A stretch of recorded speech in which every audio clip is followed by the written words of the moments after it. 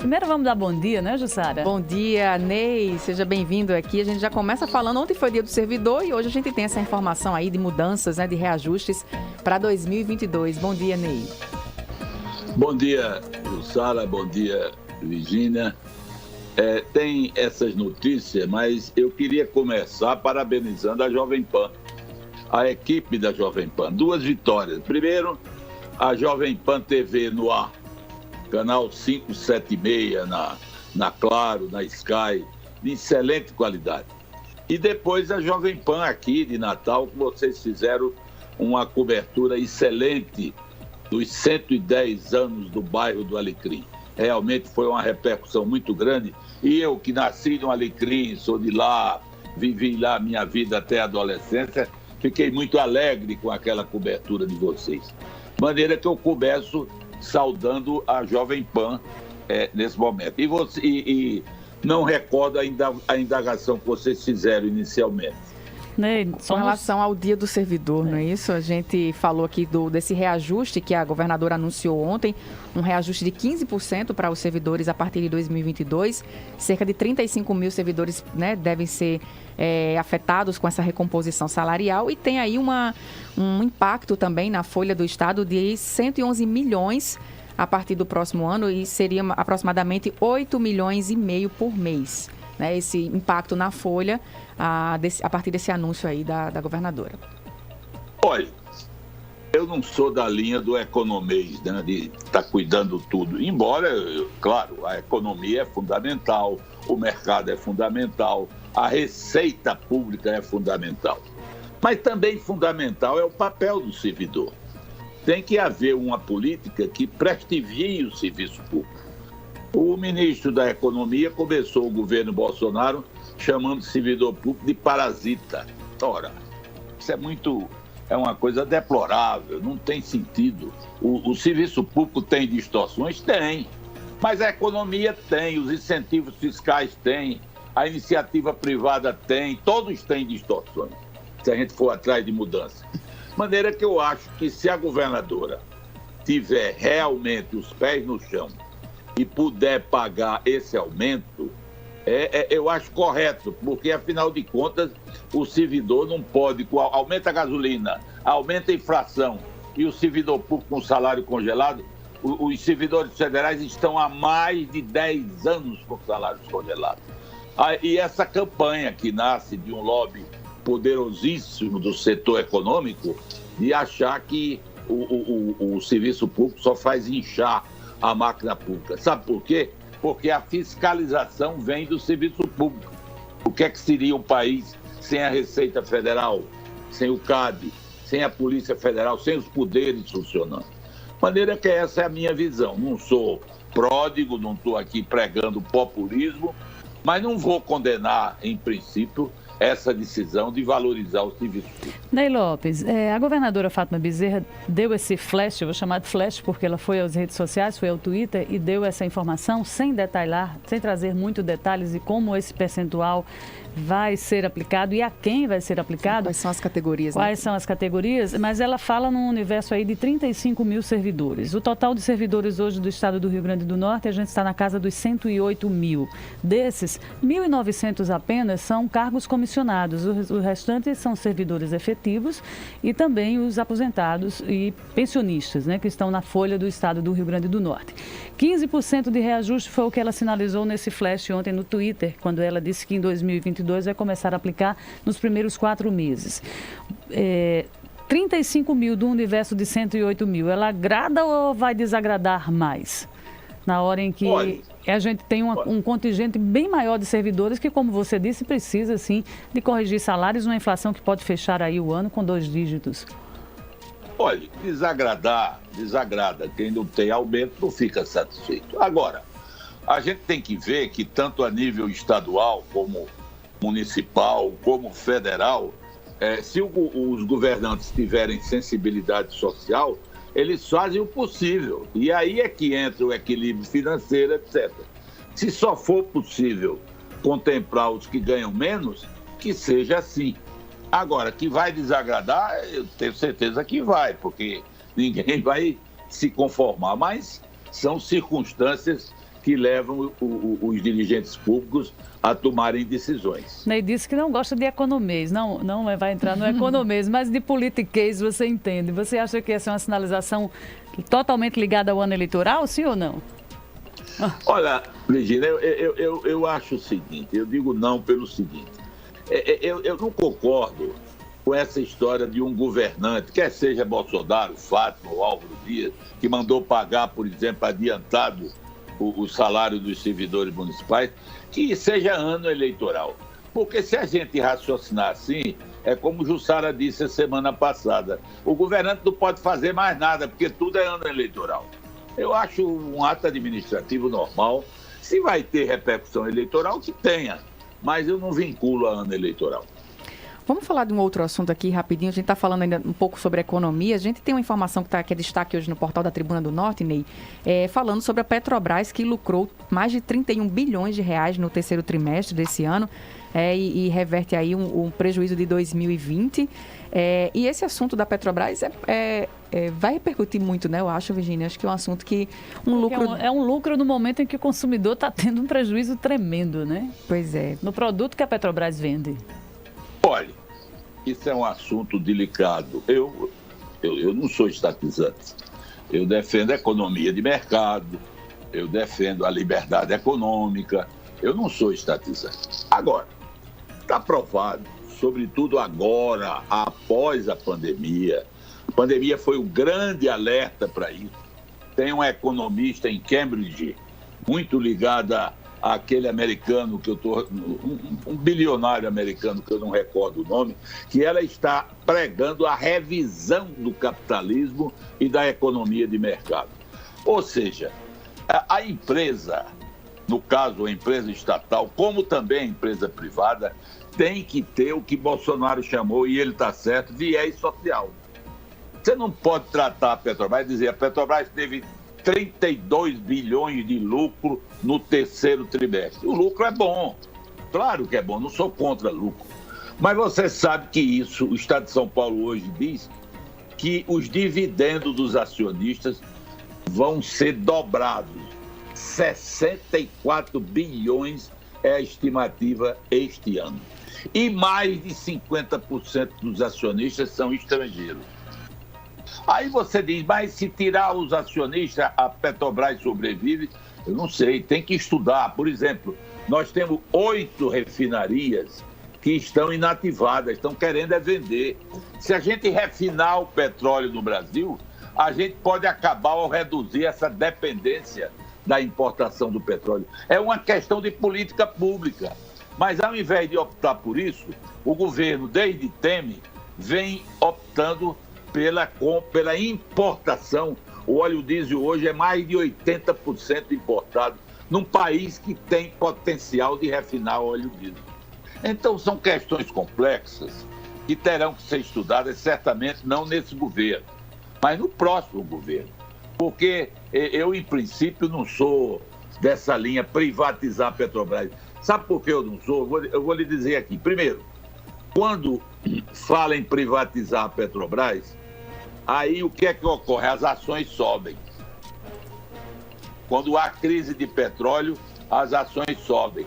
Por quê? É o interesse, a ganância internacional de querer ficar com a Petrobras. Você trouxe aí esse percentual, mais de 60% de investidores são internacionais, não é, Ney, na Petrobras? Internacionais. Se fosse um negócio tão ruim, Virginia, por que é que há tanto interesse? Internacional, exatamente, no mercado como o do país, não é? Outra coisa, uma área como essa, que é cartelizada no mundo todo, você já pensou em entregar totalmente a iniciativa privada? A iniciativa privada, legitimamente, eu não sou contra, busca o lucro. Então, como é que você ia, pelo menos, ponderar 1 litro de gasolina? Não tinha como, porque era inconstitucional. Então, tem que encontrar um modelo em que a Petrobras remunere menos os seus acionistas, de uma forma que não leve à falência da empresa, de maneira que possa parar essa corrida aumentista do combustível, porque, na verdade, de que adianta uma Petrobras poderosa e estável para uma população morta, absolutamente sem ação, absolutamente sem possibilidade de consumir diante do aumento da inflação e do custo de vida. É preciso equilibrar, é preciso ter a função social.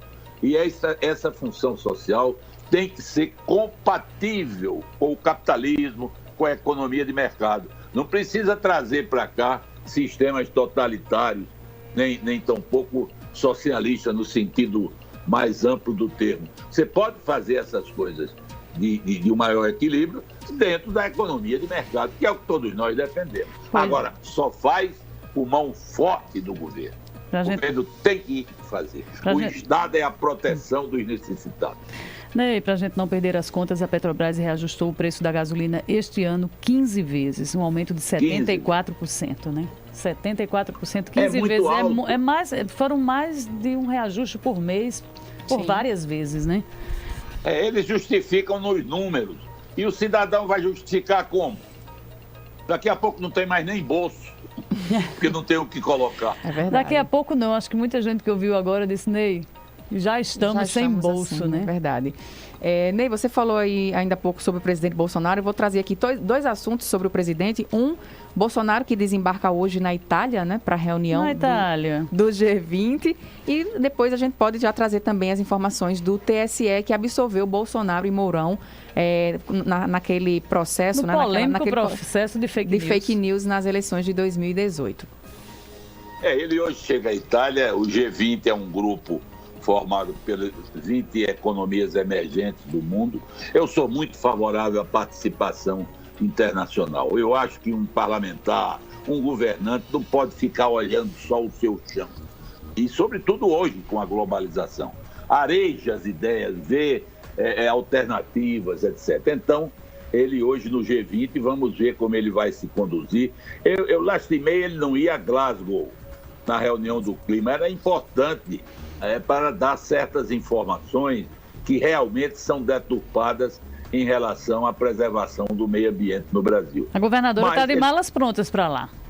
E eu acho que está corretíssimo. Primeiro, porque, pelo que eu vi, não vai custar nada ao Estado. Mas se custasse, o Estado tinha que pagar e ela atendeu o convite.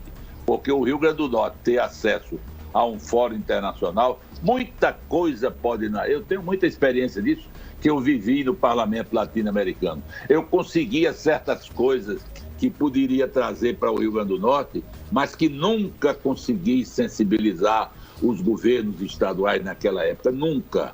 Mas só contato, programas, ajuda na OEA, na ONU, um programa que tinha na ONU. Mas uma governadora, um presidente, tem condições de trazer benefícios, porque a comunidade internacional tem muitos programas que podem ajudar os estados. E ela está levando alguns auxiliares estratégicos, como é o caso da Indústria e Comércio, o próprio presidente da CAERN também está nessa comitiva da governadora, porque é uma audiência que está ligada às questões climáticas também. Eu não sou contra essa missão, não. Eu acho que pode ser positiva. Depois ela tem que fazer um relatório, mostrar ao Estado. Eu sou muito favorável a esses fóruns internacionais e nacionais também, porque o debate gera muitas perspectivas de soluções. Ney, vamos falar um pouquinho sobre essa questão do Tribunal Superior Eleitoral, né, que rejeitou esse período de cassação de Jair Bolsonaro e de Hamilton Mourão, seu vice. Essa decisão deve ser muito bem refletida pelos fanáticos, os radicais, os inconsequentes do bolsonarismo. Aqueles que todo dia querem fechar o Supremo, todo dia duvidam da democracia, todo dia falam mal do Congresso. São pessoas infelizes interiormente que externam isso na política, porque a gente sabe das falhas que existem, mas a democracia é um processo de aperfeiçoamento contínuo. Mas agora, com essa decisão de ontem, os bolsonaristas radicais foram beneficiados. Os juízes, por mais que não simpatizassem aparentemente com o Bolsonaro, viram que não tinha prova e aplicaram o direito e mandaram arquivar o processo. É assim. A justiça é perfeita? Não, não é perfeita. Tem falha, porque é humana. Mas melhor com ela do que sem ela. Porque no Estado totalitário, tirano, aí você não apela à justiça, não apela à liberdade de expressão e o comando é de uma elite que só faz oprimir a população. Você considera a sessão de ontem um marco aí para a Corte Eleitoral do país, Ney? Porque a discussão das fake news, ela ganhou muita força desde que Bolsonaro foi eleito, este ano também com várias discussões que envolveram um dos ministros, Alexandre de Moraes, e aí vem a sessão de ontem aí, que eu pergunto a você se você considera que foi um marco aí para a Corte Eleitoral no país, porque nos bastidores é de que a avaliação essa decisão teria firmado um precedente importante para nortear as campanhas do ano que vem. Sem dúvida que foi um alerta. Agora a gente tem que começar, Virgínia. Fake news, não existe crime no Brasil definido na lei, salvo na legislação eleitoral. A legislação eleitoral tem uma referência a esse respeito. Primeiro, a gente tem que ter uma legislação. Essa coisa que a CPI da Covid fez, indiciando pessoas por crimes que não existem. Mas devia existir, mas não existe. Se não existe, como é que você pode indiciar uma pessoa? Então, fake news é uma coisa deplorável, tem que ser combatido. O tribunal manifestou uma preocupação com isso, é bom que manifeste, mas a legislação tem que ser aperfeiçoada, não do ponto de vista eleitoral, porque já existe uma referência, como eu disse, mas do Código Penal em geral. Ney Lopes, vamos falar de política, eleições de 2022 agora na prática, né? Tivemos esta semana a filiação do Rodrigo Pacheco ao Partido de Kassab, o PSD. Já tínhamos comentado isso aqui, mas isso foi efetivado essa semana, e as preparações para as prévias do PSDB nacional na busca aí da chamada terceira via. Hoje já dormiu aqui, já acordou e deve estar se dirigindo daqui a pouco para o primeiro compromisso, um dos candidatos à prévia do partido, o governador do Rio Grande do Sul, Eduardo Leite. Olha, a inscrição no PSD do senador Rodrigo Pacheco realmente deflagrou no país uma possibilidade, eu não sei se é verdadeiro, de uma terceira via. Por quê? Porque terceira via, Jussara e Virgínia, para ter um sentido racional e lógico, é preciso que seja uma pessoa de diálogo, que não tenha rusga, inclusive com o Bolsonaro, como o Rodrigo, ele é o presidente da República. Você não pode ser da terceira via toda hora com críticas de sucesso. Aí é da oposição, não é da terceira via. Então eu vejo com boa perspectiva, não sei se vai pegar, não sei, depende do futuro e tal, mas o Rodrigo Pacheco é uma pessoa de boa formação intelectual e, sobretudo, jurídica, e tem um discurso ameno, e ele pode buscar alternativas que não incendeiem mais o país. Porque o lulismo e o bolsonarismo, se continuarem como estão, será uma fogueira a eleição, depois da eleição. A gente tem que formar condições para que depois da eleição haja um pacto em que todos sentem à mesa em busca de uma paz pública, em busca de alternativas consensuais até quando possível, porque só assim o Brasil sairá dessas circunstâncias. E o presidente Rodrigo Pacheco acertou bem, escolheu bem o partido dessa legenda, ou ele poderia ter conversado com a União Brasil, que é uma junção de duas legendas que chega com força, inclusive financeira, para a disputa do ano que vem? Olha, esse União Brasil só tem conforto financeiro, mas está se transformando num saco de gado. Está desunindo. É muito cacique para pouco índio. Eu li uma entrevista semana passada que a CM Neto está chamando Ciro Gomes para ser candidato. Primeiro, ele não sabe se o Bivar aceita. O Bivar até acenou para Bolsonaro. Depois, eu tenho grande admiração por Ciro Gomes. Votei nele na eleição passada. Mas não é o perfil da terceira via. É um homem que tem muitas arestas, a começar com o governo federal.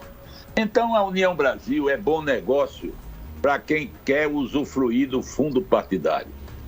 A não ser que a União Brasil pudesse oferecer uma alternativa e somar-se ao Rodrigo Pacheco e oferecer um nome para a vice-presidência numa composição do chapa. O Eduardo Leite, que está aqui, está também no meio de um partido em desagregação. O PSD hoje é uma casa de noca, é muita briga. Veja bem, 92 prefeitos de São Paulo, o Diretório Nacional do PSDB afastou da prévia. Isso está criando 1000 problemas. Também eles se filiaram fora do prazo da legislação, né? Das regras aí, da prévia, né? Aí é o argumento. Mas fora ou dentro, isso tem um efeito político, porque cria focos de insatisfação.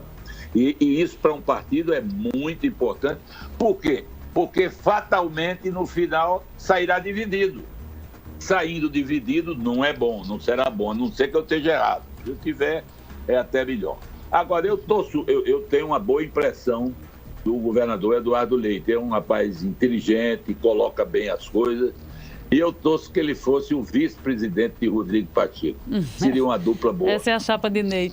Ney, ele chega aqui também, vai ser recepcionado pelo prefeito Álvaro Dias e vem em busca aí dos votos dissidentes da legenda, porque a gente já anunciou aqui, não é, Jussara? Isso, que o diretório estadual já optou pelo Dória, né? Pelo governador do estado de São Paulo.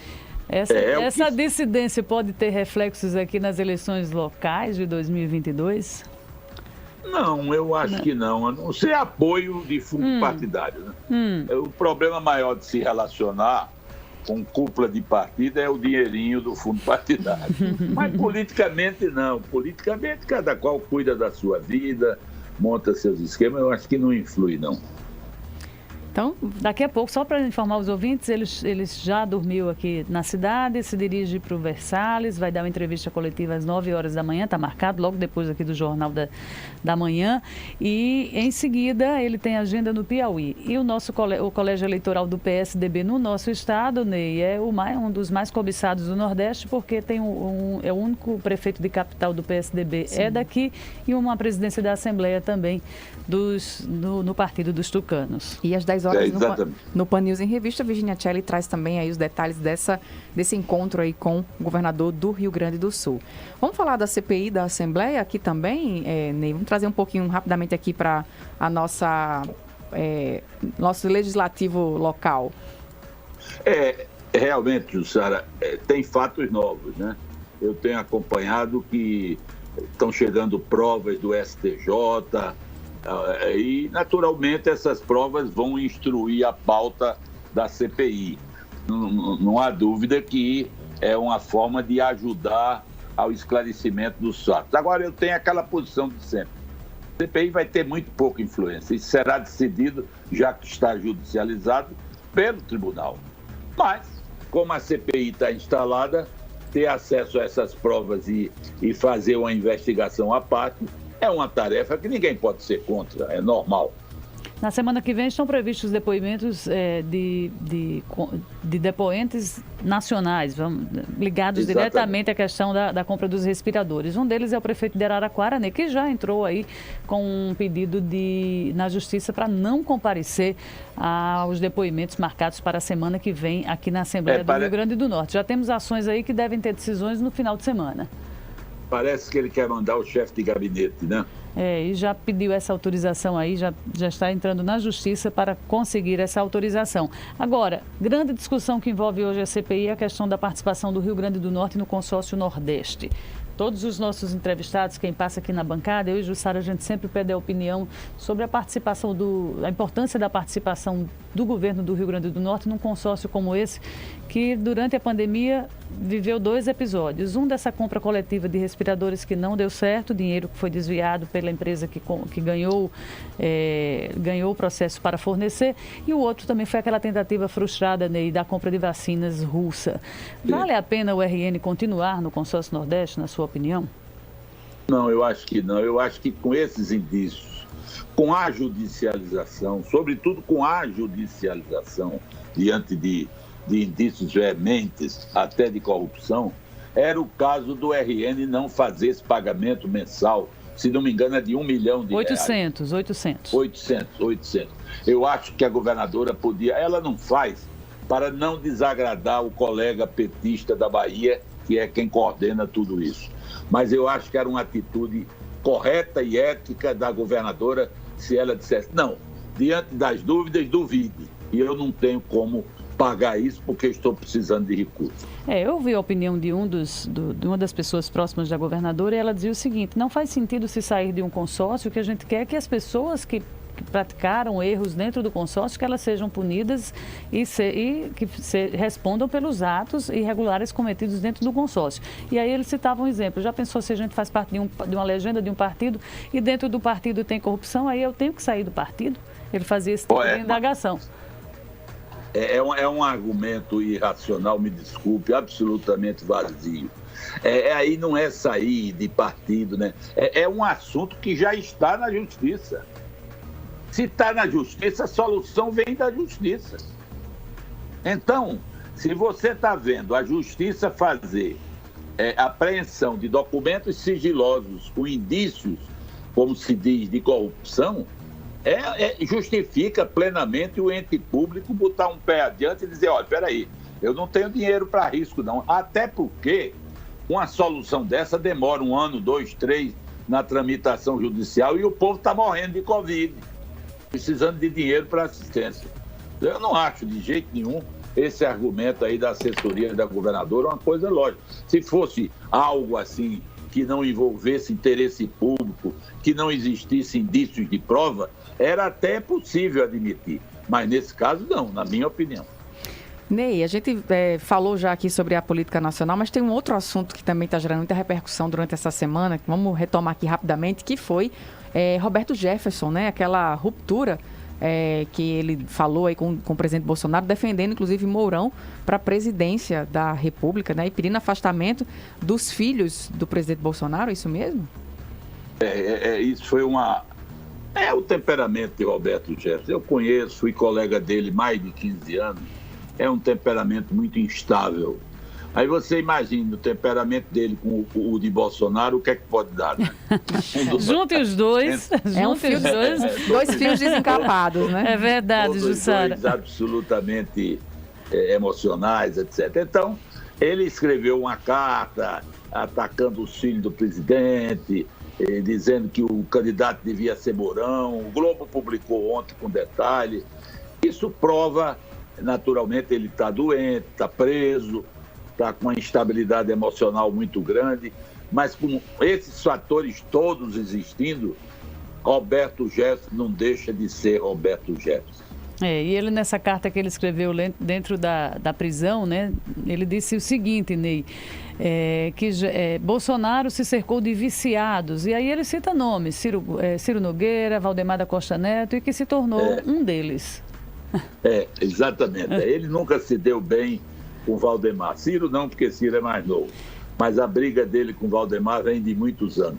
E aí é o jogo, né? Ele com o partido na mão, ainda sonhando em voltar à política, mas que tumultua o ambiente bolsonarista, porque não deixa de ser um aliado irracivo, contundente, como ele era, que de repente dá uma guinada, né? Eu acho engraçado que toda semana a gente fala num partido para Bolsonaro, né? Essa semana é o PL, né? Ele mesmo falou durante uma entrevista. O PL está atrás de eleger deputados. Eu soube que o objetivo de Valdemar da Costa Neto é fazer 40, 50 deputados. Para quê? Para pressionar o futuro presidente da República. Porque criou-se no Brasil, Virgínia e Jussara, uma prática desses caciques partidários. E eles só têm como barganhar cargo, dinheiro, ajuda, se tiver deputado. Não é nem senador, é deputado. Senador também, porque vota, né? E então o objetivo do PL é esse. E o Valdemar está agora tentando atrair Bolsonaro, abrindo a legenda de São Paulo para que esse ministro da infraestrutura, o Tarcísio, seja candidato a governador para São Paulo, o que o PP não aceita. E, enfim, está esse jogo aí e a gente até agora não sabe para onde é que Bolsonaro e os filhos irão. Quer dizer, o PL, como sempre, ficaria no centrão no próximo governo e com a força política se eleger a maior quantidade de deputados, porque ingressando um candidato a presidente como Bolsonaro, o partido facilmente iria fazer uma bancada parecida com o que o PSL fez na atual legislatura, não é, Ney? Sem dúvida. Eles querem ficar jogando dentro do que se chama Centrão, como sempre foi, né? Como sempre foi. Ney, a gente tem falado aqui sobre os possíveis candidatos a vice na chapa de Lula, né, caso ele seja candidato. Mas também a gente não tem falado sobre quem seria um vice de Bolsonaro, né? Porque a gente não sabe se essa chapa que existe hoje, Mourão, né? Ele provavelmente não deverá ser a próxima chapa dele. Vamos falar sobre os vices também? Olha, Bolsonaro é difícil. Se ele não tem nem partido, quanto mais vice. É verdade. É difícil, né? Agora, eu soube por ter um telefonema de um amigo meu de Brasília, que ele pode não conseguir, mas tem 2 nomes que são, na verdade, os vice de coração de Lula. Um é Maris Guia. De Lula ou de Bolsonaro? Esses são de Lula. De Lula. Lula sonha em fazer 2 vices.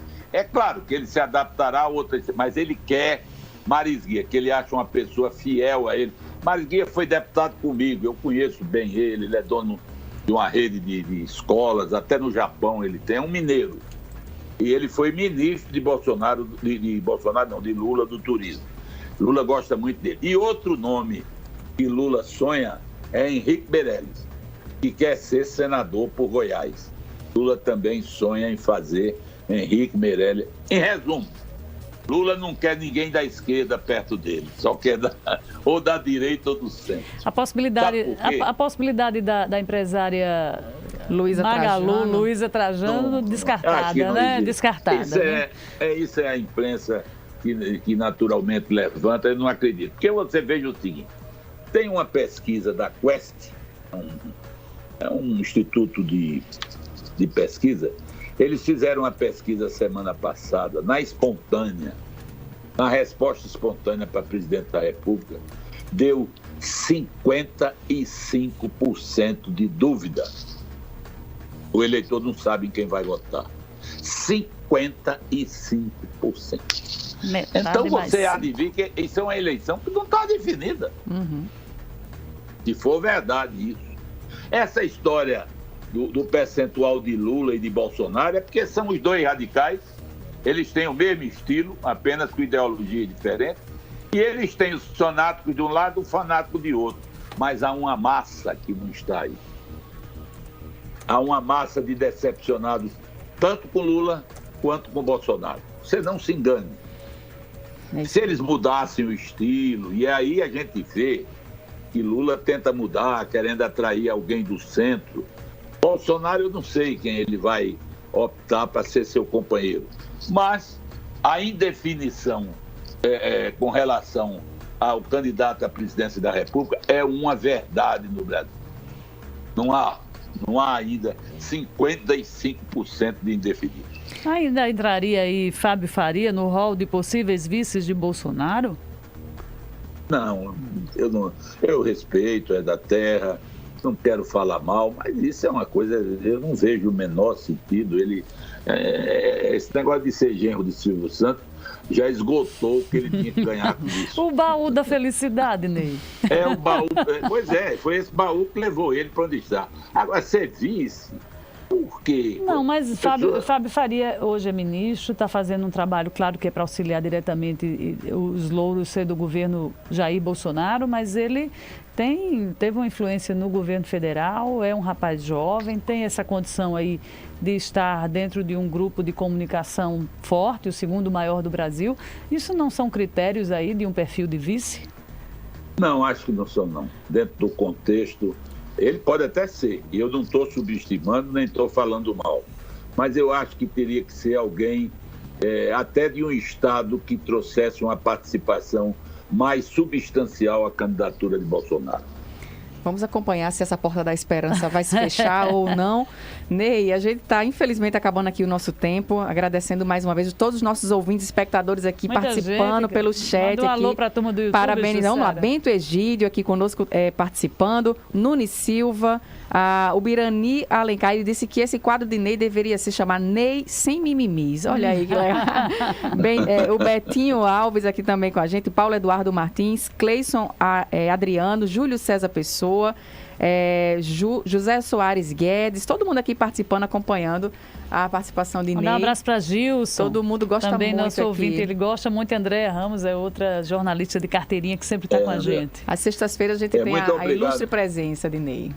Muito obrigado a vocês todos. Para mim é uma alegria, sobretudo estar ao lado de vocês, Jussara e de Virgínia, e com esses ouvintes tão amáveis, né?